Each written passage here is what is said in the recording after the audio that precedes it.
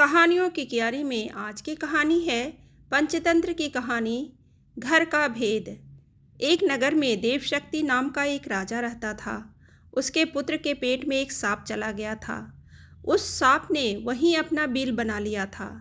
पेट में बैठे सांप के कारण उसके शरीर का प्रतिदिन क्षय होता जा रहा था।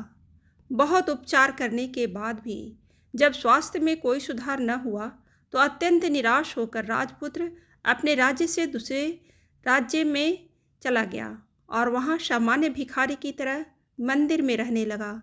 उस प्रदेश के राजा बलि की दो नौजवान लड़कियां थीं। वह दोनों प्रतिदिन सुबह अपने पिता को प्रणाम करने आती थी। उनमें से एक राजा को नमस्कार करती हुई कहती थी, महाराज जय हो, आपकी कृपा से ही संसार के सब सुख हैं। दूसरी कहती थी, महाराज ईश्वर आपके कर्मों का फल दें।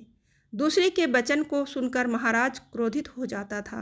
एक दिन इसी क्रोधवश में उसने मंत्री को बुलाकर आज्ञा दी, मंत्री इस कटु बोलने वाली लड़की को किसी गरीब परदेशी के हाथों में दे दो, जिससे यह अपने कर्मों का फल स्वयं चखे। मंत्रियों ने राजाज्ञा से उस लड़की का विवाह मंदिर में सामान्य भिखारी की तरह ठहरे परदेसी राजपुत्र के साथ कर दिया। राजकुमारी ने उसे ही अपना पति मानकर सेवा की। दोनों ने उस देश को छोड़ दिया।